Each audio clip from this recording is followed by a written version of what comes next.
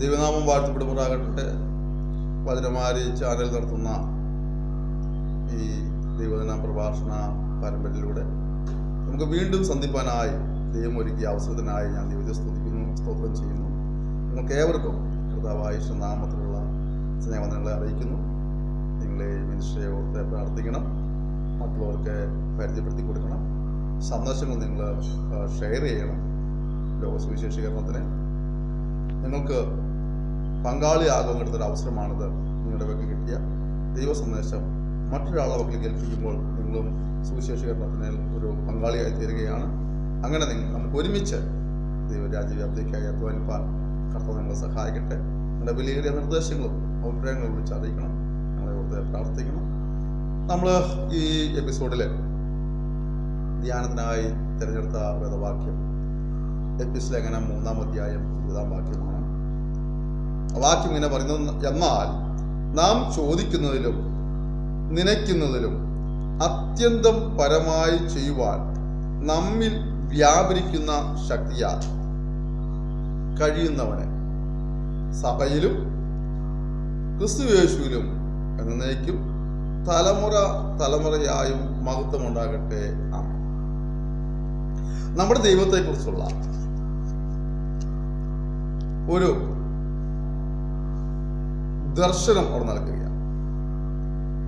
നാം സേവിക്കുന്ന ദൈവം, നമ്മൾ പ്രാർത്ഥിക്കുന്ന ദൈവം, നമ്മൾ അനുഗമിക്കുന്ന ദൈവം, നാം ആരാധിക്കുന്ന ദൈവം ആരാണെന്ന് ചോദിച്ചാൽ നാം ചോദിക്കുന്നതിനേക്കാൾ നനയ്ക്കുന്നതിനേക്കാൾ അത്യന്തം പരമായി നമുക്ക് വേണ്ടി ചെയ്യുവാൻ കഴിവുള്ള ഒരു ദൈവത്തെയാണ് നമ്മൾ ആരാധിക്കുന്നത്, നമ്മൾ സേവിക്കുന്നത്. പലരുടെയും പരാതി ദൈവം എൻ്റെ പ്രാർത്ഥന കേൾക്കുന്നില്ല എന്നുള്ളതാണ്. ചിലർ അവരുടെ സാഹചര്യങ്ങളിൽ അവർ ദൈവത്തെ കുറിച്ച് പറയുന്നത് ദൈവത്തിന് പോലും കണ്ണ് കാണാണ്ടായി എന്നൊക്കെയാണ്. മറ്റുള്ളവരുടെ തത്വം ഇങ്ങനെയാണ്: നിങ്ങൾ ആകാശത്തോളം ആഗ്രഹിച്ചാൽ കുന്നോളം ലഭിക്കുമെന്നൊക്കെയാണ്. ദൈവത്തിന്റെ വചനം പറയുന്നു, ദൈവം തന്റെ ഭക്തർക്ക് വേണ്ടി ഒരുക്കുന്നത്, ദൈവം തന്റെ ഭക്തന്മാർക്ക് വേണ്ടി കരുതുന്നത്, ദൈവം അവരെ പരിപാലിക്കുന്നത്, അവരെ സഹായിക്കുന്നതൊക്കെ ഭക്തൻ ചോദിക്കുന്നതിന്റെ ഏതെങ്കിലും ഒരു അംശം കൊടുത്ത് അവനെ തൃപ്തിപ്പെടുത്തുക എന്നുള്ളതല്ല, മറിച്ച് അവൻ ചോദിക്കുന്നതിനേക്കാൾ അധികം പോരാ, അപ്പുറം പറഞ്ഞാൽ അവൻ ചിന്തിക്കുന്നതിനേക്കാൾ അപ്പുറമായി അവന് വേണ്ടി പ്രവർത്തിക്കുവാൻ കഴിയുന്നത്. പലപ്പോഴും ഈ വചനം നമുക്കത് അർഹിക്കുന്ന ഗൗരവത്തിൽ ഏറ്റെടുക്കുവാനോ വിശ്വസിക്കുവാനോ കഴിയുന്നില്ല എന്നുള്ളതാണ് നമ്മുടെ പരാജയം. നമ്മൾ പലപ്പോഴും ദൈവത്തെ ഒരു പ്രത്യേക പരിമിതിക്കുള്ളിൽ അടച്ചിട്ടിരിക്കുകയാണ്. എൻ്റെ ജീവിതത്തിൽ ഇത്രയൊക്കെ ദൈവത്തിന് പ്രവർത്തിക്കാൻ കഴിയുള്ളൂ, എൻ്റെ കുടുംബത്തിൽ ദൈവത്തിന് ഇത്രയൊക്കെ പ്രവർത്തിക്കാൻ കഴിയുള്ളൂ, എൻ്റെ തലമുറയുള്ള ബന്ധത്തിൽ, എൻ്റെ വിദ്യാഭ്യാസമുള്ള ബന്ധത്തിൽ, എൻ്റെ ഭാവിയോടുള്ള ബന്ധത്തിൽ ഇത്രയൊക്കെ പറ്റുള്ളൂ, ഇതിനപ്പുറത്തേക്ക് ദൈവത്തിന് കഴിയില്ല എന്നൊരു ചിന്ത നമ്മിൽ എങ്ങനെയോ ഒന്ന് കൂടിയിട്ടുണ്ട്. നിങ്ങൾക്ക് പ്രിയപ്പെട്ടവരെ, നമ്മൾ പലപ്പോഴും നമ്മുടെ പ്രശ്നങ്ങളെ കുറിച്ച് പരാതി പറയുന്നത്. എനിക്ക് പ്രശ്നങ്ങളുണ്ട്, എനിക്ക് സാമ്പത്തിക കടഭാരങ്ങളുണ്ട്, എനിക്ക് രോഗമുണ്ട്, ദുരിതമുണ്ട് എന്നൊക്കെയുള്ള പ്രശ്നങ്ങളാണ് പറയാറുള്ളത്. ദൈവസ്ഥിതിക്കുമ്പോഴും പറഞ്ഞത് തന്നെയാണ്: ദൈവമേ എനിക്ക് കടഭാരമുണ്ട്, ദൈവമേ എനിക്ക് രോഗമുണ്ട്, ഇന്ന വിഷയങ്ങളുണ്ട്. നമ്മളെപ്പോഴും വിഷയങ്ങളെ കുറിച്ചാണ് പറയുന്നത്. ഒരു ചിന്തകൻ പറഞ്ഞൊരു വാക്യം കടമെടുത്ത് ഇങ്ങോട്ട് പറയാം: ദൈവത്തോട് പ്രശ്നങ്ങളുണ്ട് എന്ന് പറഞ്ഞതിനേക്കാൾ ഉപരിയായിട്ട്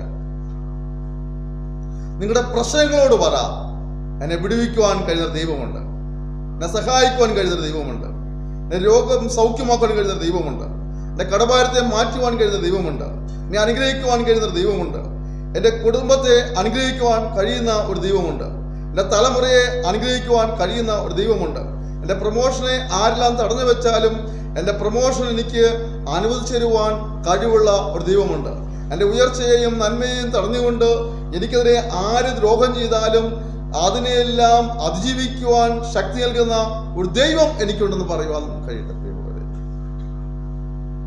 പ്രശ്നം കൊണ്ടെന്നുള്ളതല്ല, ആ പ്രശ്നത്തിൻ്റെ അപ്പുറമായി നമ്മെ സഹായിക്കാൻ കഴിയുന്ന ദൈവമുണ്ട്. ഏതൊരു വിഷയത്തിന്റെ വിടുതലാണ് നീ ആഗ്രഹിക്കുന്നത്, ഏതൊരു പ്രാർത്ഥനയുടെ മറുപടിയാണ് നീ ആഗ്രഹിക്കുന്നത്, നീ ചോദിക്കുന്നതിനേക്കാൾ നനയ്ക്കുന്നതിനേക്കാൾ അത്യന്തം പരമായി ചെയ്യുവാൻ കഴിവുള്ളവർ ദൈവം. നമുക്കറിയാം, ലാസറിന്റെ വീട്ടിലെ ചരിത്രം നമുക്കറിയാം. ലാസർ സുഖമില്ലാതെ കിടക്കുമ്പോൾ ആ സഹോദരിമാർ യേശുവിന്റെ അടുക്കിലേക്ക് ആളെ പറഞ്ഞയക്കുന്നുണ്ട്. യേശുവേ, നിനക്ക് പ്രിയനായ ലാസർ സുഖമില്ലാതെ കിടക്കുന്നു. അവരുടെ ചിന്ത യേശു ഒന്ന് സൗഖ്യമാക്കി കൊള്ളാൻ പറയും. ദിവസങ്ങൾ കുറച്ച് കഴിഞ്ഞു, യേശു അതുവഴി വന്നില്ല. അങ്ങനെ ഇരിക്കുമ്പോൾ ലാസർ ലോകത്ത് നിന്ന് മാറ്റപ്പെടേണ്ടതായിരുന്നു. അപ്പോൾ സൗഖ്യം കിട്ടുമെന്നുള്ള പ്രതീക്ഷ വെടിഞ്ഞപ്പോൾ ഇപ്പോൾ അവർ യേശുവിന്റെ അടുക്കൽ ആളെ അയച്ച് പറഞ്ഞു, എന്റെ പ്രിയനായ ലാസർ മരിച്ചുപോയി. അപ്പോൾ അവരുടെ ആഗ്രഹം എന്താണ്? യേശു ആ ശവസംസ്കാര ശുശ്രൂഷയിൽ ഒന്ന് പങ്കെടുത്തെങ്കിൽ കൊള്ളാമായിരുന്നു. നമുക്കറിയാം, യേശു ആ സമയത്തും അതുവഴി വന്നില്ല. കുറച്ച് ദിവസം കഴിഞ്ഞു, യേശു ആ വീട്ടിൽ വീണ്ടും വരുന്നുണ്ട്. വന്നപ്പോൾ അവർ പറയുന്നു, എല്ലാം കഴിഞ്ഞു, എല്ലാം അസ്തമിച്ചു, എല്ലാ വാതിലും കൊട്ടിയടയപ്പെട്ടു, ഇനി യാതൊരു രക്ഷയുമില്ല. യേശുവോട് പറഞ്ഞ ഒരു വാചകമുണ്ട്, വിശ്വസിച്ചാൽ നീ ദൈവത്തിന്റെ മഹത്വം കാണും. അവര് പറയുന്നുണ്ട്, ഇനി ഞങ്ങളുടെ സഹോദരൻ ഒടുക്കത്തെ പുനരുദ്ധാനത്തിൽ വീണ്ടും ജീവിക്കും. ആശയറ്റ വാക്കുകൾ അവർ 4 ദിവസമായി നാറ്റം വെച്ചു എന്നൊക്കെ പറയുമ്പോൾ പ്രതീക്ഷകളെല്ലാം നഷ്ടപ്പെട്ട വാക്കുകളാണ് പറയുന്നത്. പക്ഷേ ആ സഹോദരിമാർ ചോദിച്ചതിനേക്കാൾ, അവർ നനച്ചതിനേക്കാൾ അത്യുന്നതപരമായി ദൈവം അവർക്കൊരു അത്ഭുതം ചെയ്തവിടെ. 4 ദിവസമായിരുന്നു നാറ്റം വെച്ചു എന്നൊക്കെ പറഞ്ഞതായ ലാസറിനെ കർത്താവ് ഉയർപ്പിക്കേണ്ടതായിത്തീർന്നു. ഇന്ന് നീ നിന്റെ സാഹചര്യങ്ങളെ നോക്കി, എല്ലാം അസ്തമിച്ചിരിക്കുന്നു, എല്ലാ വഴികളും അടയപ്പെട്ടിരിക്കുന്നു, എനിക്കിനി മുന്നോട്ട് പോകാൻ കഴിയുകയില്ല, എല്ലാം പരാജയമാണ്, ഇനി എൻ്റെ ജീവിതത്തിൽ വിജയത്തിനൊരു സാധ്യത കാണുന്നില്ല എന്നൊക്കെ നീ ചിന്തിക്കുകയും സാഹചര്യ സമ്മർദ്ദത്താൽ നിരാശയുടെ വാക്കുകൾ പറയുന്നെങ്കിൽ, എന്നെ സന്ദേശത്തിലൂടെ എന്നോട് പറയാൻ ആഗ്രഹിക്കുന്നത് അല്ല, ഈ പ്രശ്നങ്ങൾക്ക് അവസ്ഥയ്ക്കും മാറ്റം വരുത്തുവാൻ, ഈ സാഹചര്യങ്ങൾക്ക് ഭേദം വരുത്തുവാൻ, ഈ താഴ്ചയിൽ നിനക്ക് ഉയർച്ച നൽകുവാൻ, നീ ചോദിക്കുന്നതിനേക്കാൾ നനയ്ക്കുന്നതിനേക്കാൾ അത്യന്തം പരമായി നിനക്ക് വേണ്ടി ചെയ്യുവാൻ കഴിയുന്ന, എൻ്റെ കുഞ്ഞുങ്ങൾക്ക് വേണ്ടി ചെയ്യുവാൻ കഴിയുന്ന, എൻ്റെ കുടുംബത്തിന് വേണ്ടി ചെയ്യുവാൻ കഴിയുന്ന, എൻ്റെ ശരീരത്തിന് വേണ്ടി ചെയ്യുവാൻ കഴിയുന്ന, എൻ്റെ ബിസിനസ്സിന് വേണ്ടി ചെയ്യുവാൻ കഴിയുന്ന ഒരു ദൈവമുണ്ടെന്ന് മനസ്സിലാക്കുക. അവനിൽ ആശ്രയിക്കുക, വിശ്വാസത്തോടെ അവനോട് പ്രാർത്ഥിക്കുക, അവനെ അനുഗമിക്കുക, അവനെ അനുസരിക്കുക, അവനെ ആരാധിക്കുക. അവൻ തന്നെ അനുഗ്രഹിക്കാതിരിക്കുകയില്ല. ദൈവമാര് നാം ചോദിക്കുന്നതിനേക്കാൾ നനയ്ക്കുന്നതിനേക്കാൾ അത്യന്തം പരമായി നമുക്ക് വേണ്ടി ചെയ്യുവാൻ കഴിവുള്ള ദൈവമാണ്. സ്നേഹത്തെ അനുഭവിച്ചറിയുവാനായി നമുക്ക് അവനോട് പ്രാർത്ഥിക്കാം. കർത്താവേ, എൻ്റെ ജീവിതത്തിൽ ഇന്ന വിഷയങ്ങളുണ്ട്, എൻ്റെ കുടുംബത്തിൽ ഇന്ന ആവശ്യമുണ്ട്, കർത്താവേ ഇന്ന് സഹായിക്കണമെന്ന് നമുക്ക് ദൈവത്തോട് ഒരുമിച്ച് പ്രാർത്ഥിക്കാം. ഞാനൊരു ദിവസം കൂടി പ്രാർത്ഥിക്കാൻ ആഗ്രഹിക്കുക. ചേർന്ന് പ്രാർത്ഥിച്ചാൽ. പരിശുദ്ധനായ ദൈവമേ, സ്വർഗീയ പിതാവേ, സന്ദേശം കേട്ടുകൊണ്ടിരുന്ന കുഞ്ഞുങ്ങളെ ഭരമേൽപ്പിച്ച് പ്രാർത്ഥിക്കുകയാണ്. ഒരു വ്യക്തിപരമായ വിഷയങ്ങളുടെ മേലെ കർത്താവെ ചോദിക്കുന്നതിനേക്കാൾ നനയ്ക്കുന്നതിനേക്കാൾ അത്യന്തപരമായി ചെയ്യുന്ന ദൈവപ്രവൃത്തി നിമിഷം വെളിപ്പെടുമാറാകണമെന്ന് പ്രാർത്ഥിക്കുകയാണ്.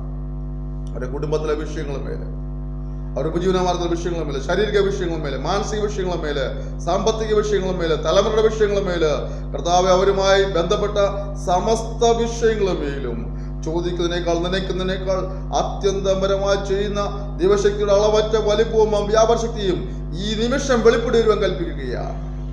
നമ്മുടെ ജീവിതത്തിൽ വരുന്ന ദിവസങ്ങളിൽ സമാധാനവും സന്തോഷവും ഐശ്വര്യവും അഭിവൃദ്ധിയും പ്രാപിക്കുന്നത് കാണുവാൻ കർത്താവ് സഹായിക്കണമേ എന്ന് പ്രാർത്ഥിക്കുന്നു. സമൂഹത്തെ പിതാവിന്റെയും പുത്രന്റെയും പരിശുദ്ധാത്മാവിന്റെ നാമത്തിൽ അടിയനെ അനുഗ്രഹിച്ചു പ്രാർത്ഥിക്കുന്നു. ഒരു അനുഗ്രഹ വിഷയമാക്കുമാറാകണമേ. ജനിച്ചതിരിക്കാൾ സ്തോത്രം യേശുവിന്റെ നാമത്തിൽ തന്നെ. നിങ്ങൾ ക്ഷമയോടെ സന്ദേശത്തിൽ വെച്ച് ഞാൻ നന്ദി പറയുന്നു. നിങ്ങൾ ധാരാളം അനുഗ്രഹിക്കുമാറാകട്ടെ. നിങ്ങളുടെ ജീവിതത്തിൽ അലട്ടുന്ന വിഷയങ്ങളുടെ വിടുതലിന് വേണ്ടി പ്രാർത്ഥനാ സഹായം ആവശ്യമാണെങ്കിൽ ദയവായി ഞങ്ങൾ വിളിക്കുക. ഞങ്ങളുടെ ഫോൺ നമ്പർ 96 56 320 645 96 56 320 645. നിങ്ങൾ ഈ സന്ദേശം കേട്ടല്ലോ, ഇതുപോലെ നിങ്ങളുടെ ബന്ധുക്കളും മിത്രങ്ങളൊക്കെയും ഈ സന്ദേശങ്ങളൊക്കെ നിങ്ങൾ ആഗ്രഹിക്കുന്നെങ്കിൽ ദയവായി അവരുടെ വാട്സപ്പ് നമ്പർ ഞങ്ങൾക്ക് അയച്ചു തരിക. വചനമാരി ചാനൽ എന്നുള്ളൊരു വാട്സപ്പ് ഗ്രൂപ്പ് നമുക്കുണ്ട്. അതിൻ്റെ നമ്പർ 75 10 320 645 ഇങ്ങോട്ട് പറയാം. 75 10 320 645. യൂട്യൂബിലും നിങ്ങൾക്ക് വചനമാരി ചാനൽ ടൈപ്പ് ചെയ്താൽ യൂട്യൂബിൽ നിങ്ങൾക്ക് ഈ മെസ്സേജ് കാണാൻ കഴിയും. ലോക സുവിശേഷം നിങ്ങൾ ആഗ്രഹിക്കുന്നെങ്കിൽ, കർത്താവിനെ കുറിച്ച് നിങ്ങൾ വിശ്വസിക്കുന്നെങ്കിൽ, ഒരു ആത്മീയ ഉണർവ് നമ്മുടെ ദേശത്ത് ഉണ്ടാവണം നിങ്ങൾ ആഗ്രഹിക്കുന്നെങ്കിൽ, ദയവായി നിങ്ങൾ ഈ സന്ദേശങ്ങൾ മക്കൾ കൈ കിട്ടുമ്പോൾ നിങ്ങൾ മറ്റുള്ളവർക്ക് ഷെയർ ചെയ്യുക. കൂടുതൽ ആളുകൾ ഇത് കേൾക്കട്ടെ, കൂടുതൽ ആളുകൾ നമ്മുടെ യേശുവിനെ അറിയട്ടെ, കൂടുതൽ പേർ ദൈവത്തെ ഭയപ്പെട്ട് ജീവിക്കട്ടെ. ഈ അനീതിയും അസമാധാനവും ഒടുകുത്തി വാഴുന്ന ഈ ദേശത്ത് ദൈവത്തിൻ്റെ വചനത്താൽ, ദൈവത്തിൻ്റെ പരിശുദ്ധാത്മാവിൻ്റെ ഇടപെടലുകളാൽ ചില ജീവിതങ്ങളെങ്കിലും നല്ല സ്വഭാവത്തിലേക്ക് വരുന്നെങ്കിൽ, ഒരു മാനസാന്തരത്തിലേക്ക് വരുന്നെങ്കിൽ, അതിന് നിങ്ങൾക്കും ഒരു പങ്കാളിയെ തീരാൻ കഴിയുന്ന ഒരു ഭാഗമാണ് ഈ സന്ദേശങ്ങൾ ഷെയർ ചെയ്യുക, ഈ മിനിസ്ട്രിയോട് പ്രാർത്ഥിക്കുക, മറ്റുള്ളവർക്ക് പരിചയപ്പെടുത്തി കൊടുക്കുക. ഓക്കെ, ദൈവം നിങ്ങൾ ധാരാളം അനുഗ്രഹിക്കുമ്പോഴാകട്ടെ. Thank you. May god bless U.